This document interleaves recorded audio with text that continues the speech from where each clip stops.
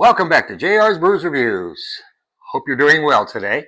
Got another beer review for you today, and it is a bottle. First of all, look at that. I'm getting tired of cans. I'm starting to search out bottles. I don't like cans. I don't know why. I know people say cans taste better. I like things out of bottles, so just bear with me when I do this. This is a Hoegaarden. I don't know anything about this. And it's written in really weird, imagine that, a German beer, written in really weird language that I don't understand. Hoegaarden wheat beer brewed with coriander and orange peel. And it also has that written in German, too, right next to it, which is really kind of cool, actually. It'd be funny if this isn't even a German beer. The original Belgian wheat beer, naturally cloudy. Naturally cloudy. Love it. This is going to be good. Hoegaarden. I'm hoping it's a German beer because here's what happened. Take these off. We went to Germany quite a few years ago. While you're in Germany, one thing you have to do is you have to go to Oktoberfest, which, by the way, is very dangerous.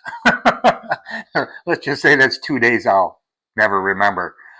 Anyway, what happens is when you go over to Germany, or let's just say over to Europe somewhere, where they really know how to brew beer, when you come back, you have a really hard time finding beers that you like, you enjoy, unless they're German beers. So I'm really hoping that this is done like a German beer, not just somebody slapped a label on it. So let's find out where it's from. Anyway, the coriander and orange peel kind of have me intrigued. 4.9% alcohol, which isn't too bad. It's pretty light, actually. It doesn't even say anything on here where it's, okay, imported by Import Brands Alliance, St. Louis, Missouri. Brewed by, here we go, Inbev, Belgium, Hoegaarden, Belgium. Okay, I guess it's brewed in Belgium. Close enough. Good enough. It's over there. Good. It was just imported by Import Brands Alliance, St. Louis, Missouri. So, cool. They even, what is this? Almost 600 years ago in the Belgian village of Hoegaarden, a band of monks experimented by adding oddball botanicals from halfway around the world to their traditional wheat beer. Our recipe, inspired by their creation, is an unfiltered beer with a refreshing flavor and captivating aroma, unlike any in the world. You might call it an inspired creation. We call it Hoegaarden. It has, let's see if I can put this on here for you. It's really cool. It's got a procedure on how to pour the beer. I've never seen that on a label before. Looks like you pour, you chill it. What's chilled? Good. With all that shaking, it's going to be more than chilled here in a minute. Pour 2/3 of it in the cup and then swirl the bottle, and then you top off and enjoy. So, okay, we'll give it a shot. I think that's all it says. That's kind of cool, though. Hoegaarden. Naturally cloudy. That's good. Belgian wheat beer. I'm looking forward to this one. This ought to be good. And you know what? You get to use my opener because I'm pretty sure this is not a twist off. Yeah, baby. That thing, if you don't have one of these, they only work on beer bottles that aren't twist offs, which I don't like anyway. This thing is amazing. You can buy it on, believe it or not, I got it on TikTok Shop. I think I got 2 of them for $6. These things are cool. It's got a little magnet in it, so when it pulls off, the cap sticks onto the opener. Really, really neat. I don't know what they are on TikTok right now. I think I got it on a sale. I don't even know. But I got it a while ago, quite a while ago. You see it in almost all my videos. It's just sitting here hoping that someday it'll be used. Enough of my stories. We're going to go with the German German mug. I actually got in. No, that's not the one I got in Germany. I got one similar to this in Germany. It's kind of funny. Where we were at in Germany, the little village we were in, it was not season for tourists, I guess. So the little tiny German village that we were in, actually in Austria, sorry, um, they were sort of shut down, but we were like one of the few tourists that were there, and they had an Oktoberfest in their own little town that we were in, and really neat. You walk around the town and you go and get beers and beers and beers, which by the way were only €1, which was cheaper than a bottle of water. So we lived on beer. Um, and then they pour the beer in these giant mugs, which are really cool. And then you walk around drinking and sipping them, eating food and sampling, and everything was dirt cheap. When you get done, you just lay the beer mug down on the side of the road or wherever you happen to be. And somebody at the end of the night, their whole job is to walk around and pick up these mugs. It's kind of neat. Unfortunately, a couple of them might have ended up in my luggage. I don't know how. When you had a bunch of beer, things happen. Uh, anyway, I don't know if I showed the label. So Hoegaarden, pretty interesting. I'm looking forward to seeing what this coriander tastes like, and we'll see. Coriander and orange peel. See what it's like. Yeah, this is definitely not the one I had because this is Polliner, which is good. So we'll give it a shot. What did I say? 2/3 of the beer thing. Pour it in here. A little more. Yeah, I can tell what's going to happen already because I poured that too fast. Swirl it around. I don't know what that does. Maybe aerates it or something. And then fill it up. Yeah, I know what it does. It gives it a nice big head. It's a nice white. Look at that. That's 4-finger head. Hoegaarden. This ought to be good. I'm hoping. Coriander and orange peel. Okay, here we go. Usually I can tell by the smell if it's sort of a German type beer or a European type beer. Yes, it is. It's got that smell. And those of you who have been over there or have had a lot of German slash Austrian slash European beers, you know what I'm talking about. Um, there's a distinct smell and a distinct taste. It's not like the stuff we have here. I'm just going to leave it at that. I don't smell the coriander or the orange peel. I was hoping it would be sort of strong. I bet it's mild. It just smells like a decent German slash Austrian slash European type thing from Munich or something, maybe. I'm going to have to give it a taste. That head just sticks around forever. Look at that. Very thick, very white. Color's very hazy. That's a very hazy beer. Look at that. I mean, that's got a serious haze to it. Give it a try. Here we go.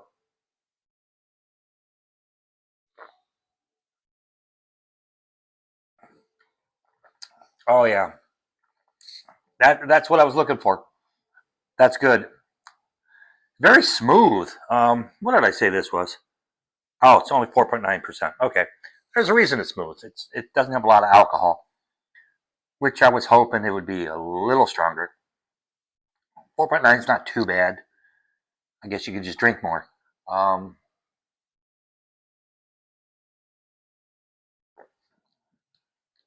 can I taste the coriander and orange peel? Not really. No. Uh, let's try it again.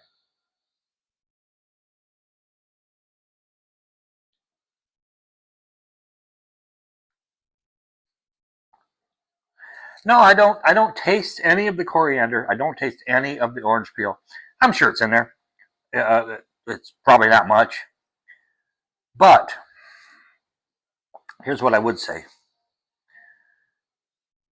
if you're looking for a beer that's going to remind you of a European brewed beer, or I keep saying German brewed beer because I like German brew beers, Austrian brew beers, that whole area. Um, this is what you're looking for. This is really, it's good. Sorry about the burp. I'm trying to even with the burps, you can detect some of the extra stuff that's in there. Nope, still don't detect the coriander or orange peel. Um, I'm sure it's in there. Maybe that's what makes it hazy. I don't know, but still, this is really good.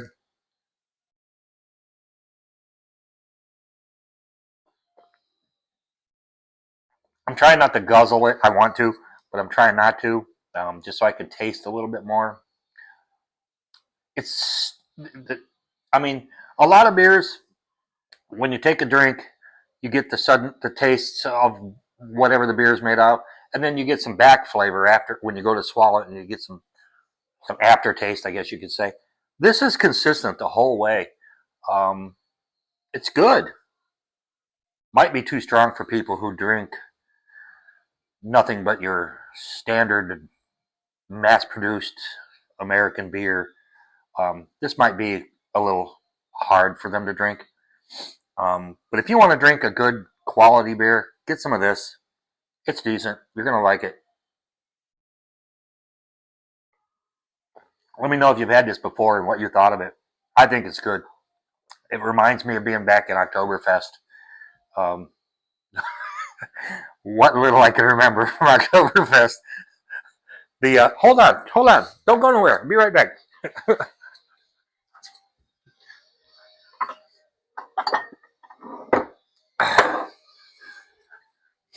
Okay, okay.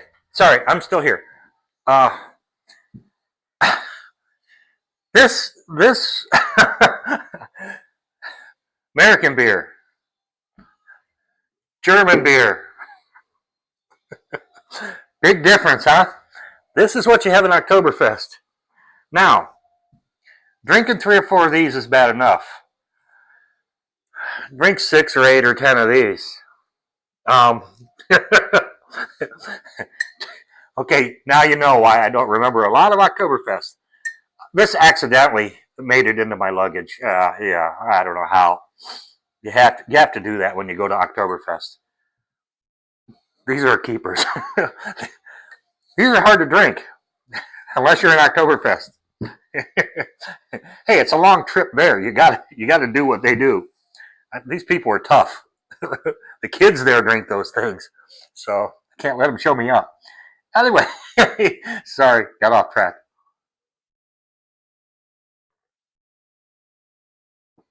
Yeah, it's definitely brewed exactly like you would expect it to be. Um, Hoegaarden, really good. Uh, I mean, it's not my 1 to 10 scale. It's not 10 good, but it's up there. It's pretty decent. We'll give it a score here in a minute.